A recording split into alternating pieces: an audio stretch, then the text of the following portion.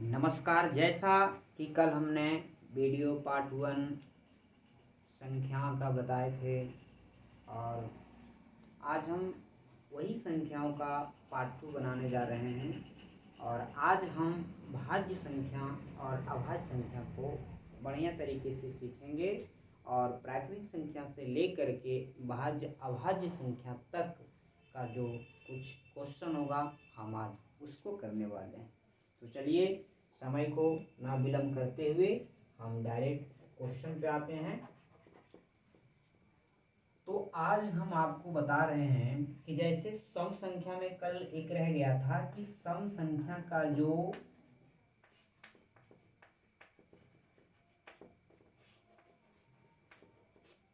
एक होता है सम संख्या का व्यापक रूप होता है, ठीक है ना। सम संख्या का व्यापक रूप, ये व्यापक रूप क्या है? सम संख्या का व्यापक रूप कभी कभी पूछ लिया जाता है कि सम निम्न में से कौन सम संख्या का व्यापक रूप है, ठीक है। तो हम एक भी पॉइंट को ना छोड़ते हुए सब कुछ सीखेंगे। संख्या का व्यापक रूप, सम संख्या का व्यापक रूप जो है 2m होता है, ठीक है। ये m क्या है? m कोई भी प्राकृतिक संख्या है।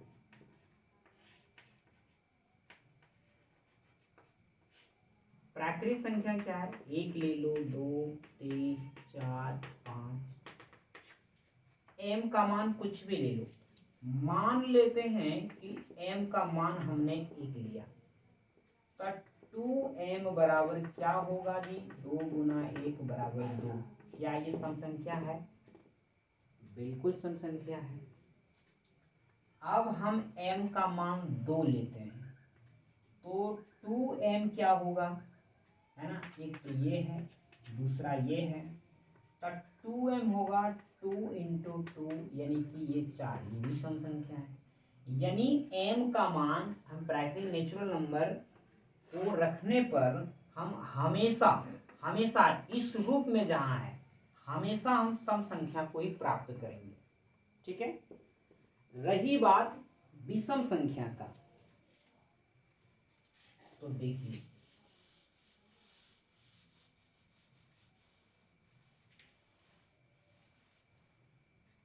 विषम संख्या का व्यापक रूप क्या होगा? विषम संख्या का व्यापक रूप होता है 2m माइनस 1। क्यों होगा? क्योंकि अगर 2 सम संख्या है तो इसमें से एक घटा दो तो होगा 1, ये तो विषम संख्या है। अगर 4 सम संख्या है तो 1 घटा दो हुआ 3, ये भी तो विषम संख्या है। अगर 6 सम संख्या है, 1 घटा दो हुआ 5, ये विषम संख्या है। यानी कि 2m ये सम है, अब उसी में से एक को घटा देने से ये विषम संख्या का व्यापक रूप बन जाता है। उसी तरह से m जो है प्राकृतिक संख्या है। m क्या है? प्राकृतिक संख्या है। प्राकृतिक और प्राकृतिक संख्या तो वही 1, 2, 3, 4 गिनती की संख्या जो है वो प्राकृतिक संख्या है। अब m का मान 1 रखेंगे तो यहाँ पर 2 1 2 और 1 घटाएंगे तो 1 आएगा, ये विषम है। अगर 2 रखें तो 2 दूनी 4, 4 में 1 जाएगा 3, 3 भी विषम संख्या है। तो उसी तरह से m का मान कुछ भी रखने पर, ठीक है ना, कुछ भी क्या कि प्राकृतिक संख्या कोई भी प्राकृतिक संख्या पर रख दीजिएगा और उसमें से 1 घटाइएगा इस पर, तो आपका विषम संख्या प्राप्त होगा, ठीक है ना। चलिए, तो सम संख्या का व्यापक रूप और विषम संख्या का व्यापक रूप आप ठीक तरीके से समझ चुके हैं, ठीक है। अब हम चलते हैं, कल विषम संख्या तक बताया था हमने और आज आपको भाज्य संख्या बताते हैं।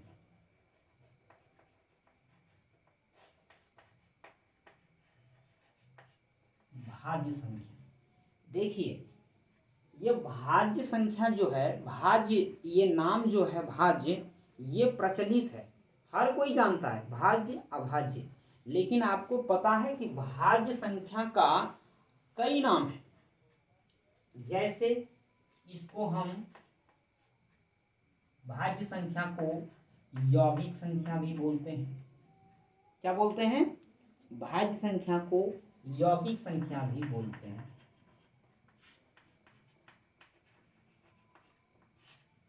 ठीक है, इसको यही भाज्य संख्या को यौगिक संख्या बोलते हैं और इसको संयुक्त संख्या भी बोलते हैं।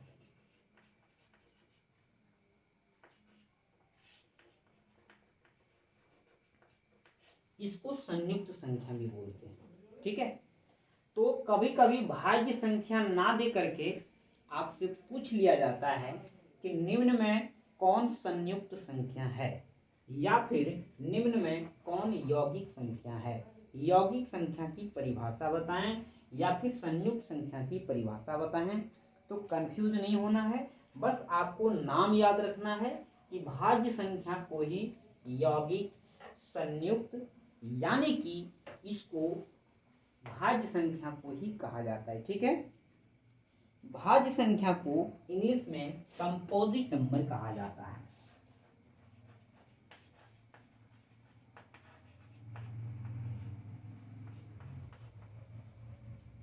कंपोजिट नंबर,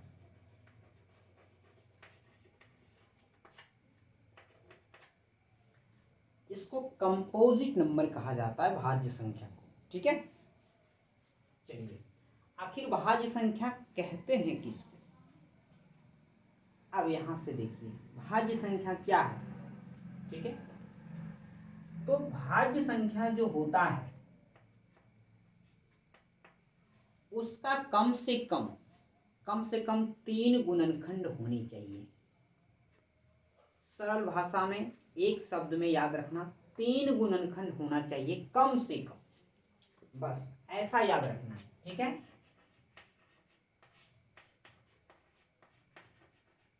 कम से कम 3 गुणनखंड, कम से कम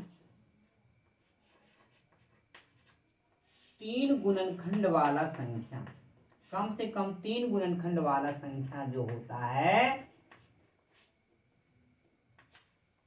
कम से कम 3 गुणनखंड वाला संख्या, उसी को तो भाज्य संख्या कहते हैं। ठीक है, संयुक्त संख्या कहते हैं, यौगिक संख्या कहते हैं, इंग्लिश में उसे कंपोजिट नंबर कहते हैं। ठीक है, इंग्लिश में एक ही नाम है लेकिन हिंदी में इसका 3 नाम है। भाज्य तो प्रचलित है, बस यौगिक और संयुक्त, संयुक्त कंपोजिट, संयुक्त मतलब होता है यानी कि उसको समूह जोड़ के रखना। तो अब देखिए कम से कम 3 गुणनखंड वाला, आखिर इसका मतलब क्या हुआ? क्या इसी को याद कर लेने से हो जाएगा? इसका एग्जाम्पल को समझो। एग्जाम में जब भी पूछता है, चाहे तो वो 9th का एग्जाम हो या 10th का हो या फिर आपका कंपटीशन का एग्जाम हो, ठीक है, कंपटीशन लेवल तक का भी यहाँ से सवाल पूछा जाता है। ठीक है, तो कंपटीशन में भी होता क्या है कि 9th और 10th को ही बेस माना गया है, तो हम क्यों ना अभी से ही अच्छे तरीके से समझें ताकि आगे चल के हमें दिक्कत ना हो। ठीक, तो देखिए अब भाज्य संख्या कम से कम 3 गुणनखंड। अब 3 गुणनखंड किसका है? 1 से बड़ा होना चाहिए। ठीक है, 2 को ले लो, तो ये जो 2 है, ये 2 किससे किससे कटता है? इसका गुणनखंड 1 है और 2 है। अब बताइए इसका कम से कम 3 गुणनखंड बोला है, तो क्या इसका 3 गुणनखंड हो पाया? नहीं हो पाया, तो ये मेरा भाज्य संख्या नहीं हुआ है। ठीक है ना, ये नहीं हुआ है। चलिए अगला लेते हैं 3, इसको देखते हैं। ये 1 से कटा, 3 से कटा। अब यहाँ देखिए और किसी से ये कटेगा? 3 किसी से नहीं कटता है, तो इसका भी तो गुणनखंड 2 ही हुआ है, तो ये भी मेरा भाज्य संख्या नहीं होगा। ठीक है, अगला संख्या लेते हैं 4। अब देखिए ये 4, एक से कटा, 4 से कटा। पहले तो एक से और अपने आप से सारी संख्या कट जाती है, सभी प्राकृतिक संख्या कट जाएगा, एक से और अपने आप से। ठीक है, बात यहां रह गया कि कोई तीसरी संख्या से कट जाए। बात को गौर कीजिएगा, ठीक है ना। एक से कटा, अपने आप यानी स्वयं, स्वयं से कटा। एक तीसरी संख्या से भी कटना चाहिए, कम से कम तीसरी संख्या से भी, इसीलिए तो लिखा गया है कि कम से कम 3 गुणनखंड होना चाहिए। अधिक चाहे जितना भी हो कोई मतलब नहीं, कम से कम 3। ठीक है, अधिक का तो आनंद का तो कोई पता ही नहीं है। तो यहां देखिए 1 2 से भी ये कट रहा है 4, तो इसका तो देखिए कम से कम 3 गुणनखंड हो गया है। तो 1 से लेकर के 1 2 3, यानी कि 1 से बोला है कि बड़ा होना चाहिए, 1 से बड़ा, ठीक है ना। 2 3 और ये पहला आया 4, ये सबसे पहला संख्या आया 4 जिसका 3 गुणनखंड निकला। ठीक है, जिसका कि 3 गुणनखंड निकला। तो ये जो 4 है ये मेरा भाज्य संख्या हुआ। इस 4 को यौगिक संख्या बोलेंगे, इस 4 को संयुक्त संख्या कंपोजिट नंबर बोलेंगे। ठीक है, क्लियर है। आगे देखो 5 नहीं होगा, 6 हो जाएगा, 7 फिर 1 और 7 से ही कटेगा, फिर 8 देखिए हो जाएगा, 9 भी देखो हो रहा है। ठीक है ना, ये 9 भी हो रहा है। 9 कैसे हो रहा है, 1 से कटा, 9 से कटा और एक 3 से भी तो कट रहा है। हाँ, ध्यान दीजिएगा इधर।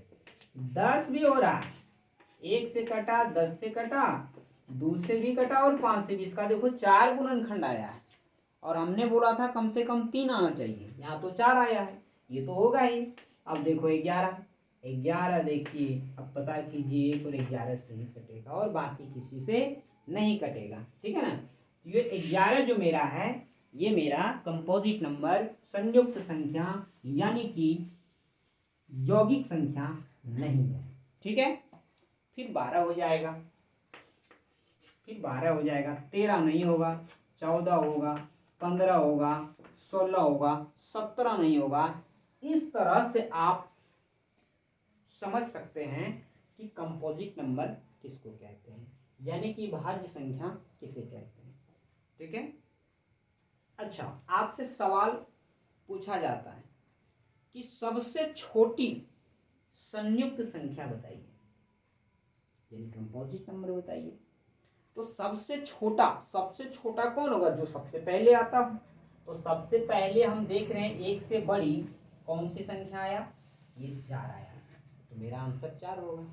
ऐसा सवाल हम बाद में कराने वाले हैं वीडियो के अंत में। ठीक है, चलिए, आपको क्लियर हो गया होगा। ठीक,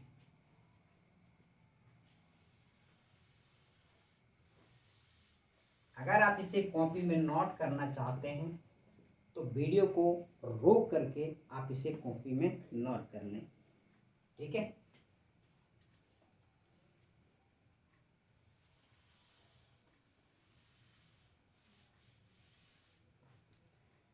चलिए अब हम बात करते हैं अभाज्य संख्या की।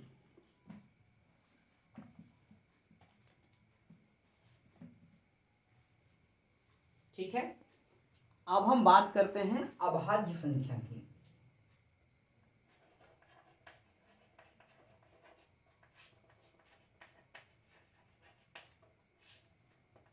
देखो, जिस तरह से भाज्य संख्या का नाम अनेक नाम निकला है, उसी तरह से अभाज्य संख्या का भी बहुत सारा नाम है। जैसे क्या क्या नाम है, इसको अभाज्य संख्या को हम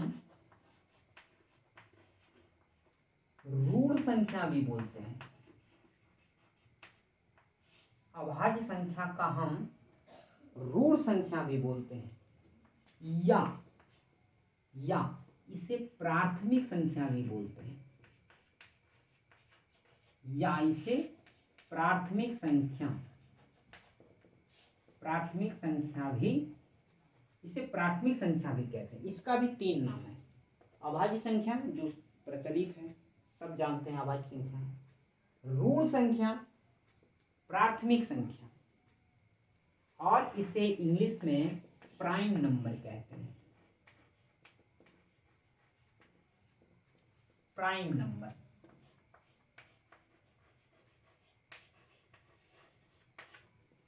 ठीक है, अभाज्य संख्या, ऋण संख्या या प्राथमिक संख्या, इंग्लिश में प्राइम नंबर। ये जो प्राइम नंबर है ये बहुत ही इंपॉर्टेंट है। ठीक है, क्योंकि क्लास 10th का जो एग्ज़ाम मैट्रिक का होता है, यहाँ से भी सवाल पूछा जाता है।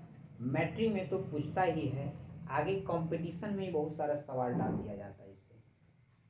ठीक है, और कंपटीशन में 10th में तो वहाँ डायरेक्ट अभाज्य संख्या ही लिखता है। ये सारे नाम बहुत कम आता है एग्ज़ाम में, 10th का एग्ज़ाम, मैट्रिक का एग्ज़ाम में। लेकिन जो कंपटीशन का एग्ज़ाम है वहाँ पर आपको ये संख्या बहुत, ये नाम जो है बहुत कम देखने को मिलेगा, बिल्कुल ना के बराबर। अधिकतम तो आपको यही मिलेगा, निम्न में से कौन प्राथमिक संख्या है या निम्न में से कौन ऋण संख्या है। ठीक है, उसमें इंग्लिश से भी पूछा जाता है इस तरह से, निम्न में से कौन प्राइम, इस तरह से लिख दिया जाता है, इस तरह से प्राइम नंबर है। निम्न में से कौन प्राइम संख्या, इस तरह से डायरेक्ट लिखा जाता है, प्राइम संख्या है। अब तुमने हिंदी में याद किया अभाज्य संख्या, ऋण संख्या, प्राथमिक संख्या, ये प्राइम हिंदी में क्या है, तो आपको याद होना चाहिए कि प्राइम तो इंग्लिश नाम है जिसको कि अभाज्य संख्या को ही कहते हैं। ठीक है, देखिए नाम पर जो है आपको ध्यान रखना ही पड़ेगा नाम को। ठीक है, पहले होता है कि एक होता है नाम, दूसरा होता है पहचान। ठीक है, आप नाम तो जान गए लेकिन उसका चेहरा नहीं देखे हैं तो उसको पहचानेंगे कैसे। तो इस तरह से आप अभी इसका नाम याद रखिए कि इसका कौन कौन नाम से बुलाया जाता है। तो इसको सबसे पहले अभाज्य संख्या के नाम से बुलाया जाता है, ऋण संख्या के नाम से बुलाया जाता है, प्राथमिक संख्या के नाम से बुलाया जाता है। घर में नाम कुछ और है, दोस्त लोग कुछ और कहते हैं, स्कूल में जो अटेंडेंस बनता है वहां पर नाम कुछ और है। ठीक है, चलिए, तो इसे प्राइम नंबर कहते हैं। ठीक है, अब देखिए प्राइम नंबर होता क्या है। ठीक है, जिस तरह से हम कंपोजिट नंबर को सीखे हैं ठीक उसका ये उल्टा होता है। समझ में आ गया। वहां पर बोला गया था कि कम से कम 3 गुणनखंड होना चाहिए। ठीक है, और इसमें बोला गया कि 2 गुणनखंड से ज्यादा नहीं होगा। ठीक है, सरल भाषा में लिखते हैं,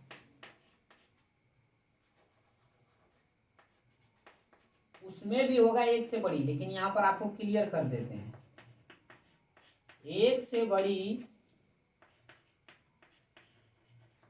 वे संख्या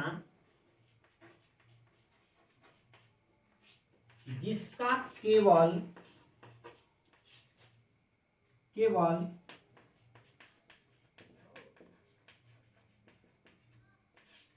2 गुणनखंड हो। ठीक है, 2 गुणनखंड हो। अर्थात ये क्या है, हम इसको दूसरी तरह से भी समझ सकते हैं। कैसे, 1 से बड़ी, ध्यान रखिएगा, 1 नहीं 1 से बड़ी। ठीक है ना, 1 से बड़ी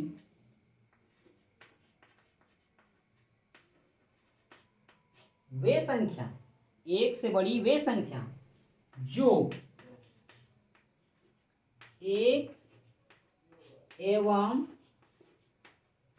स्वयं यानी कि अपने आप स्वयं के अलावे, 1 एवं स्वयं के अलावे किसी और से ना कटे। ठीक है ना, अलावे मतलब वो जो है केवल 1 से और अपने आप से ही कटेगा, इसके अलावे किसी और संख्या से, इसके अलावे किसी और संख्या से ना कटे। आपको जो समझ में आओ। दोनों देखिए बोलने का तरीका अलग अलग है, लेकिन बात वहीं पहुंचता है। ध्यान दीजिएगा कैसे, देखिएगा इधर। जैसे हम एक से बड़ा बोले तो 2 को ले लो। अब देखिए इसका गुणनखंड निकालो, एक और केवल 1 और 2 से ही ना कटेगा। पहला परिभाषा क्या है कि एक से बड़ी वे संख्या, ठीक है, यहां से इंपॉर्टेंट है, जिसका केवल 2 गुणनखंड हो। केवल 2 गुणनखंड, देखिए 2 का 2 ही गुणनखंड है, किसी तीसरी संख्या से तो कटेगा नहीं। अब दूसरा देखिए अगला, अर्थात एक से बड़ी वे संख्या जो एक एवं स्वयं के अलावे, यानी कि एक और जो 2 है वही 2 स्वयं के अलावे किसी और संख्या से ना कटे। तो देखो 2 किसी और संख्या से कटता है, 1 से कटेगा, और 2 है तो 2 से ही कटेगा, किसी तीसरी संख्या से नहीं कटेगा, किसी और संख्या से नहीं कटेगा।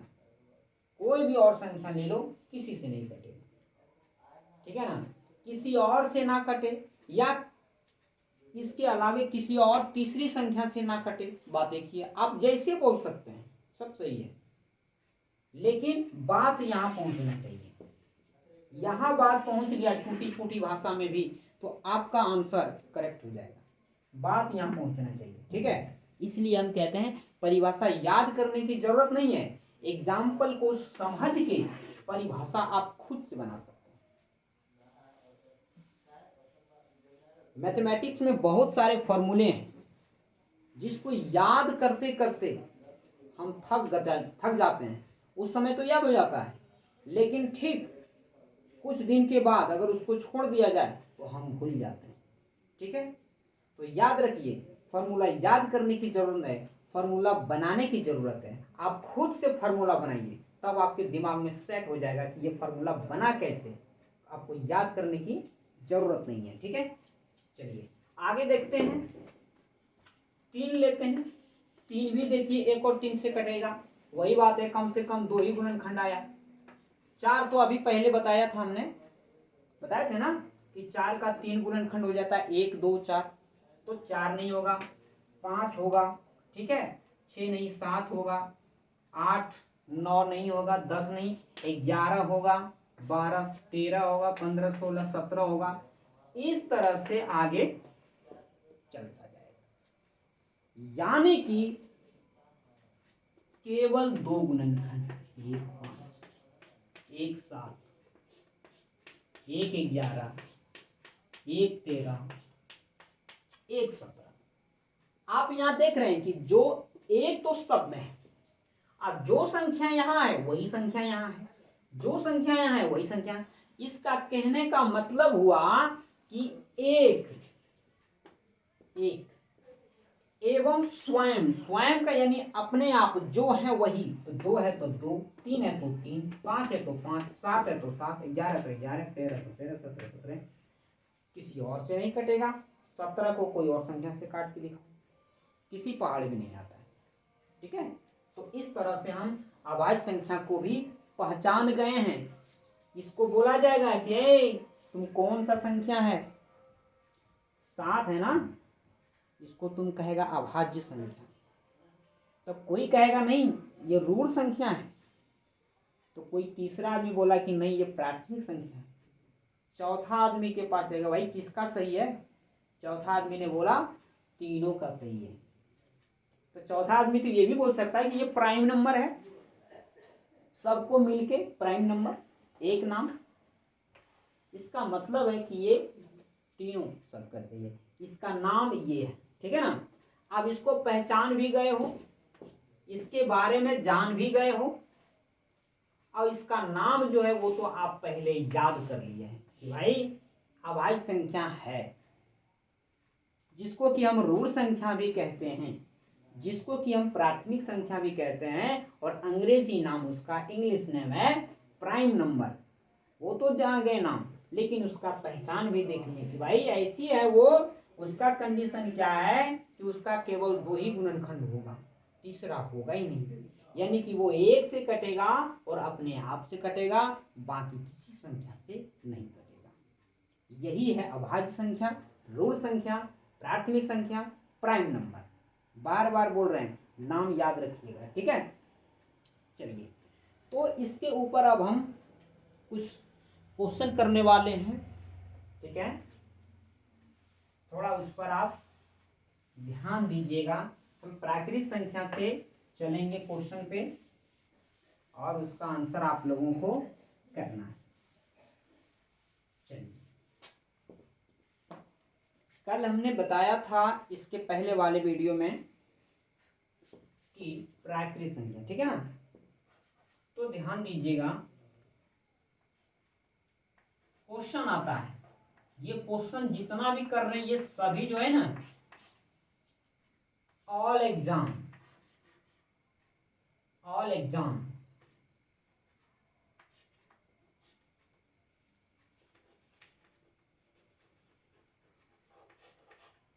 एग्जाम के लिए ये VVI है, बहुत इंपॉर्टेंट है। चाहे वो 9th हो, हम हर बार बोल रहे हैं कि वो 9th हो, 10th हो या कॉम्पिटिटिव हो, हर एग्जाम के लिए ये बहुत इंपॉर्टेंट सवाल है, ठीक है। आपसे पूछा जाएगा क्या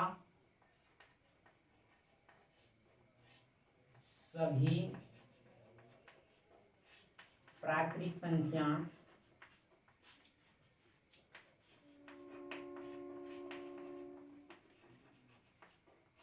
पूर्ण संख्या है।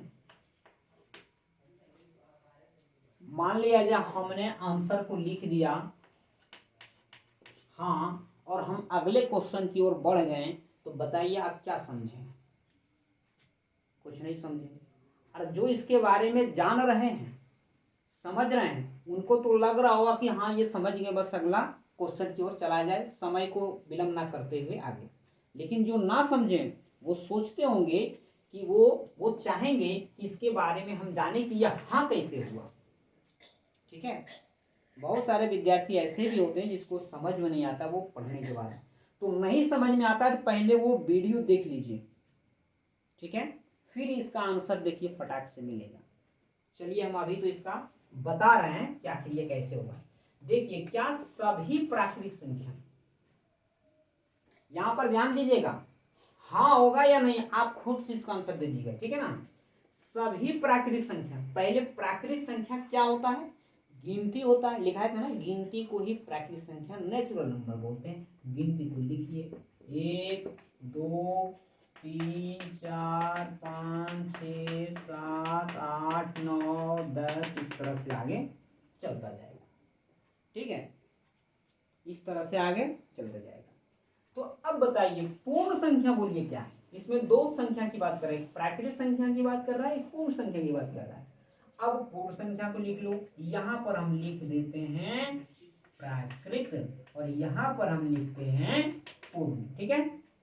देखिए 0 1 2 3 4 5 6 7 8 9 10 और इस तरह से ये आगे बढ़ता जाएगा। अब बताइए, बोला कि क्या सभी प्राकृतिक संख्या, जितने भी प्राकृतिक संख्या है पूर्ण संख्या है? तो यहां से देखिए पूर्ण संख्या में, देखिएगा यहां पूर्ण संख्या में प्राकृतिक संख्या घुसल है कि नहीं? तो प्राकृतिक संख्या कहां से स्टार्ट हुआ? 1 से एकदम अनंत तक स्टार्ट हुआ। तो प्राकृतिक संख्या देखिए यहां से आपको दिखा रहे हैं, देखिए इधर जो आपका चलता जा रहा है 1 से 0 को छोड़ने के बाद, क्या ये प्राकृतिक संख्या नहीं है? 1 के बाद सारा प्राकृतिक संख्या नहीं दिख रहा है? तो पूर्ण संख्या में प्राकृतिक संख्या घुसा हुआ है, इसलिए सभी प्राकृतिक संख्या पूर्ण संख्या क्या होगा? होगा या नहीं? एकदम होगा। इसका आंसर हमने पहले लिख दिया, ठीक है। क्लियर है? क्लियर है? बस सभी प्राकृतिक संख्या पूर्ण संख्या है, ये सभी पूर्ण संख्या, यहां से पूर्ण संख्या है और यहां से प्राकृतिक संख्या, तो पूर्ण संख्या में प्राकृतिक भी घुसा हुआ, ठीक है। चलिए अगले क्वेश्चन की ओर बढ़ते हैं। अब यहां देखिए अगला क्वेश्चन क्या होगा। क्या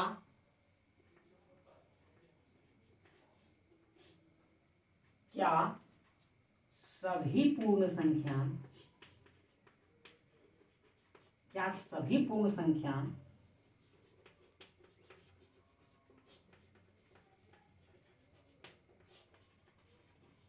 पूर्णांक संख्या है? पहले समझिएगा, पहले जो है ना, इसको जिसको नहीं समझ में आ रहा है, पहले क्या करना है कि इस तरह से लिख लेना है, और लिखने के बाद आपको इस तरह से जानना है कि कौन किस में घुसा हुआ है, फिर आपका आंसर क्लियर हो जाएगा। ठीक है, पहले तो आपको पूर्ण संख्या की बात कर रहा है, तो पहले पूर्ण संख्या को लिख लीजिए। पूर्ण संख्या क्या होता है? जब हम 0 से स्टार्ट करते हैं गिनती को, तो लिख लो 0, 1, 2, 3, 4, 5, इस तरह से आगे बढ़ता जाएगा। अगला बोला पूर्णांक संख्या, लिख लो पूर्णांक संख्या क्या होता है?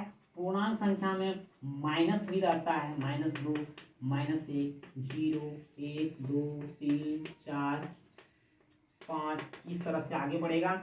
इधर भी आगे बढ़ेगा, -3 है, -4, -5, -6, इधर भी आगे बढ़ता जाएगा। ठीक है ना, अनंत तक दोनों तरफ भागेगा ये। अब देखिए बोला कि क्या सभी पूर्ण संख्या पूर्णांक है? पूर्णांक है या नहीं पूर्ण संख्या? तो पहले ये देखिए कि पूर्ण संख्या पूर्णांक में है कि नहीं। पूर्णांक संख्या ये है, अब पूर्ण संख्या 0 है, तो 0 से ये इसमें है कि नहीं। तो 0 से देखो, यहां से जब हम देख रहे हैं आगे, तो ये क्या हो रहा है? 0 के बाद ये 1, 2, 3, 4, 5 देख रहे हो ना। यानी पूर्णांक संख्या जो है, पूर्ण संख्या जो है, पूर्णांक में ऑलरेडी यहां से स्टार्ट हो गया। यानी कि पूर्ण संख्या पूर्णांक है, पूर्ण संख्या पूर्णांक है। ठीक है ना, पूर्ण संख्या पूर्णांक संख्या है, तो आंसर हो जाएगा हाँ है। क्लियर है? चलिए यहां से देखिए, क्वेश्चन बना देते हैं या फिर यहीं पर बता देते हैं, यहीं से बता देते हैं। ठीक है, क्वेश्चन खुद से बना लीजिएगा। अब देखिए, जो बात यहां लिखा हुआ है कि क्या सभी पूर्ण संख्या पूर्णांक संख्या है, आपसे यहां पर कर देगा क्या कि पूर्ण संख्या को हटा दिया गया और बोला कि प्राकृत संख्या के बारे में बताइए। पूर्ण संख्या तो पूर्णांक संख्या हो गया, प्राकृत संख्या के बारे में बताइए कि प्राकृत संख्या जो है पूर्ण संख्या हुआ, तो प्राकृत संख्या क्या पूर्णांक होगा?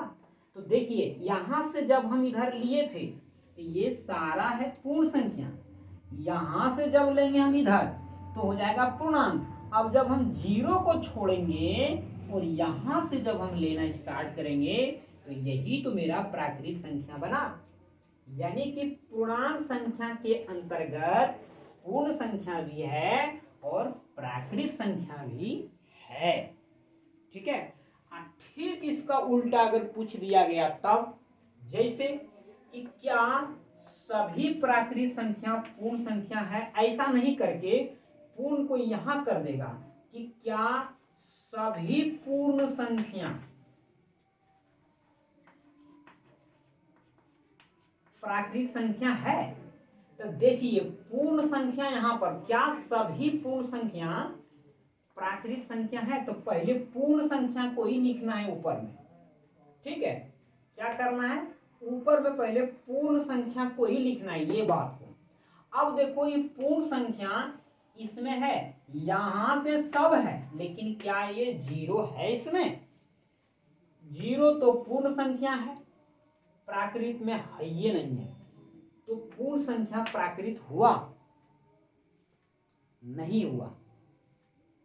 ठीक है, पूर्ण संख्या प्राकृत होगा 0 को छोड़ के, लेकिन यहां बात कर रहा है कि सभी पूर्ण संख्या, तो सभी पूर्ण संख्या में क्या होता है कि यहां 0 भी तो है, तो सब पूर्ण संख्या प्राकृत संख्या नहीं होगा। ठीक है, ध्यान रखिएगा। तो ये 0 जो है, तो इसका उल्टा जब पूछ दिया गया तो आंसर भी मेरा उल्टा होगा, यहाँ हाँ की जगह नहीं हो जाएगा, यहां भी ठीक इसका उल्टा हो जाएगा। ठीक है, ये बहुत इंपॉर्टेंट क्वेश्चन था, और इसे आपको जो है अच्छा से समझने के लिए वीडियो को कम से कम 3-4 बार देखिए, और 3-4 बार देखने से भी नहीं होगा, अगर आप दिमाग पे थोड़ा सा भी अगर प्रेशर दे रहे हैं, जोर दे रहे हैं कि कैसे हुआ, तो समझ में आ रहा है। अगर फिर भी समझ में नहीं आए तो आप कमेंट करके बताइएगा, ठीक है ना, इसको और बढ़िया से बताएंगे। बस काम यही करना है कि जो संख्या पूछेगा वो उसके अंदर होना चाहिए। तो पूर्ण संख्या प्राकृत संख्या है तो प्राकृत के अंदर देखना है, प्राकृत के अंदर सभी। तो 1 2 3 4 तो है लेकिन 0 नहीं है, इसलिए नहीं हुआ। अब बोला गया कि क्या सभी प्राकृत पूर्णांक है? तो पूर्णांक संख्या को लिख लो और प्राकृत को पूर्णांक के अंदर देखो, देखो पूर्णांक के अंदर है तो ये हो गया है। बस जो संख्या जिसमें पूछे वो उसको अंदर यहाँ पर एग्जाम्पल में झांक के देखो, अगर है तो वो हो जाए, नहीं है तो नहीं हो, सीधी सी बात। चलिए, उम्मीद करते हैं कि आपको यहाँ तक समझ में आ गया होगा। और अब भाज्य और अभाज्य संख्या को जो क्वेश्चन रह गया है वो आप पहले अच्छे से पढ़ लीजिए, भाज्य और अभाज्य को ठीक से समझ लीजिए, फिर हम इसके अगले वीडियो में उसका सारा जो प्रश्न होता है उसको हर तरह के प्रश्न हम लेकर के आएंगे। धन्यवाद।